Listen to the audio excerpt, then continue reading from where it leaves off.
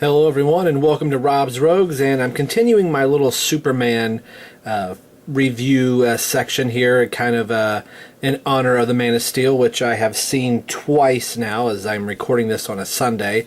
And like I said with Superman and Steel's review, I really wanted to be able to have some Superman stuff for the whole week, but I'm still trying to get used to the day job of being on day shift, and it's kind of cutting into some reviewing stuff. So I've been doing a lot of stuff on the weekends, so I think I may actually post this on Sunday night before I go to bed, so hopefully it'll be up for Monday.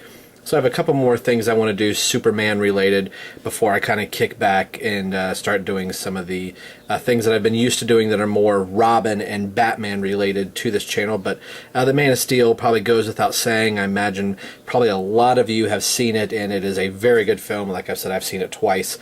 Today we're taking a look at the 1989 Toy Biz. I think this may actually be creeping up on 1999 if I'm getting my facts right from the internet, but hey, it's the internet. Sometimes you can only believe what you see. But the Toy Biz Lex Luthor figure.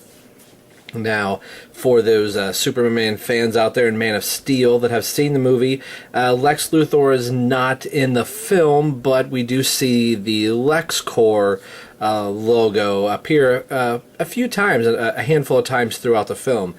This is from Toy Biz, and Kenner had the DC license, but as the Tim Burton Batman film was coming up, the last thing that Kenner had was the Superpowers line, and I'm not sure how licensings work and all that type of stuff, but Kenner let go of the license and figured, well, with this Batman film coming out, nobody's really going to want Batman action figures, and since we just come out of the Superpowers, and when Batman exploded, Toy Biz picked up the line and kind of made a killing of it, and I don't know, again, how that happened, but for the next quite a long time, Kenner took back the DC comic license. So I was trying to track down my Superpowers Lex Luthor figure. Again, it's in the magical box somewhere, but I wanted to be able to compare, but I do have some other Superpowers figures that we can kind of compare. And this Lex Luthor is pretty much on par with the size of the figures. This Lex Luthor, for me, has always been the, huh? Am I on? Am I smiling? Are we on this camera? How about this camera? Was it this one? Huh? Ew. Over here? He just has this look to him. It was kind of cool to have a normal look to Lex Luthor. I think for briefly in the comics he was in purple, and that's what Toy Biz decided to do. I'll get into his accessory here in just a little bit, which I think is kind of... we'll get into it in just a little bit, but we get a look at the face sculpt of Mr. Lex Luthor here. I mean, it's okay. I'm not gonna try and grade this figure now on the sculpting that we should be getting from toy manufacturers, but to kind of give you a little bit of comparison here is the Kenner Robin figure. So this Robin is kind of seeing a little better days. He's a little dirty, but you can just see the detail that's in Robin here and the detail that's in Lex. Again, it's two different toy companies, but I can bring up the Toy Biz Robin. I mean, I guess they're about on par with each other. But beggars can't be choosers, as this was the only way to get a Lex Luthor figure if you missed the Superpowers figure. Again, it was made by Toy Biz. So a little bit more frail of plastic in the figures. They were still trying to keep in with the whole Superpowers and have the figures have action features to them. And Lex Luthor has a very cool action feature. So if you've got Superman coming up to you, let's bring a Superman up here, and Superman is going to get ready to punch Lex Luthor, Lex could say, you know what, Superman, instead of you punching me, how about I fall down? How about I punch myself? There you go. Lex Luthor's it says on the box art, which let me get this down here real quick. We'll take a look at the box art here real quick.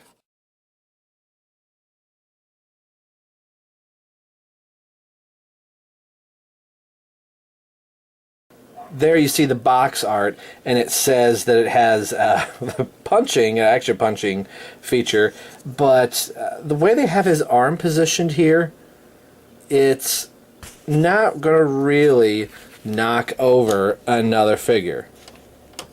If I can even get this to work. The spring is really stiff. I guess if you get it kind of close, you can. This little lever in the back. In most of the Superpowers figures, you would have a leg to squeeze here, and you would get the punching action. Of course, I could bring up the Joker here. So he would have his hammer, and you could be smashing somebody. Lex, why are you punching yourself? So he is almost saluting. Right, higher. The Lex Core salute. So you'd have to kind of mess with this button here in the back. We'll get Superman out of frame here. Kind of mess with this button in the back. Kind of push it down to get the arm to lock into position. So I was kind of glad that Toy Biz relinquished, or maybe they only had a contract for a year with DC to have a licensing. I'm glad Kenner came back because we got a much better figure. We have the metal screws in the legs for the joints. There's a decent amount of articulation here for the time. You know, we're away from the 4 points of articulation, but where Kenner, if they did use the metal pins, you didn't see them. Here's the Kenner Robin. You don't see where the metal pin would be, or if there is even one, but on the Toy Biz Robin, you can see again there's the metal pin.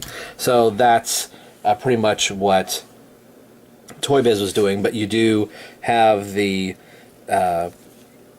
right arm. I'm trying to make sure I got this right. I got the right arm that does go all the way around.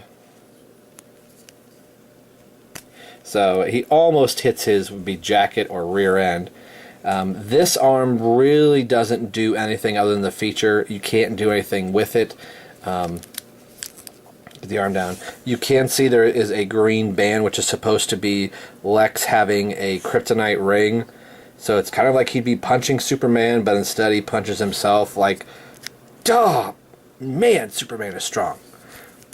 So the head does go full 360. The legs, much like all the Superpowers figures, would go up and would bend at the knee. So you are able to get Lex in a really good seated position, conference table or a vehicle. He would sit very well in any of the Superpowers vehicles, or I think the Lexor 7 is what Lex Luthor's Superpowers vehicle would have been. He is on pretty good par with the, let me get him standing here real quick. Again, that stupid arm. With the Superpowers figures, this Joker doesn't really want to stand really well. I have to kind of have him bend over a little bit. I could bring up Batman. I don't know where my Superpowers Superman is. But as you can see, the three figures that are here, Lex is in good scale and size. So a lot of times when I have my Superpowers figures up, if I didn't want the Lex Luthor in the green like Lex armor, I would have this one standing with them. And it was kind of nice that at least they fit into scale with the Superpowers figures, so you could intermix them that way.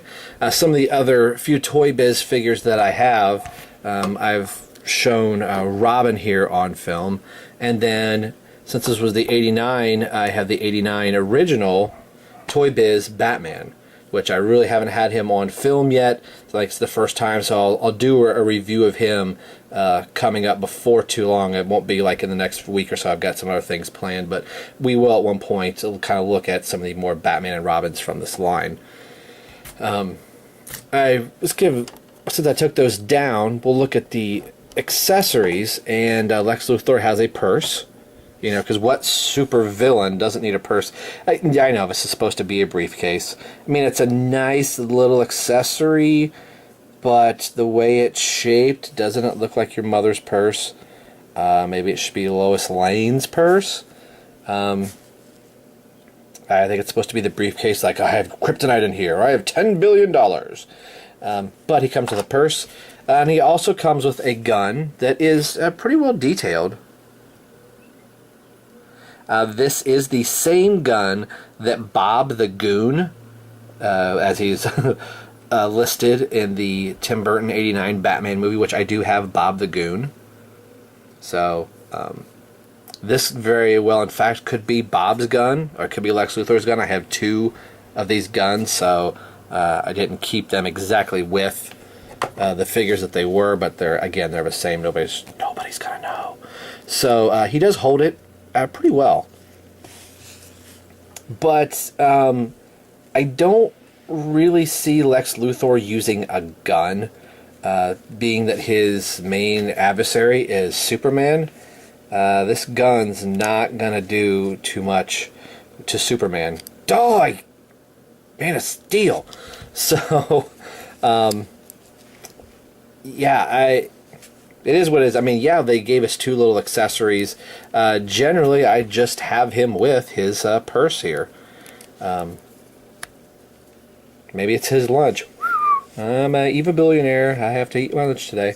So, I thought this would be nice to kind of show some really old figures that I have in my collection. This might be one of the oldest that I've shown on this channel so far, probably saying the few appearances that Batman Superpowers figures have made. But this was the 1989 Toy Biz. Like I said, yeah, the '89 Batman movie coming out. I think the Wave 1 was Batman and Joker and Bob the Goon. Wave 2, as we were kind of approaching 99, but it still came out in '89. You had Superman, Robin, the Riddler, and I'm trying to remember what the others. You could look at probably if I could find the back of the box art, I will put that up at the end of the video. So far, I've only been able to find the front, which you just recently saw.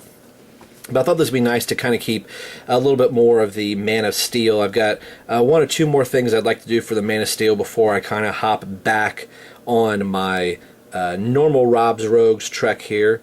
Hopefully you guys have went out and saw the Man of Steel. It was nice to see a few little extra, as I'm readjusting the frame here, apologize. Little nods to other DC heroes. We got to see a reference to Bruce Wayne in a satellite that said Wayne Enterprises, and we saw LexCorp. Star Labs was mentioned, where Cyborg was created, and a few other things. The name Trident was spoken.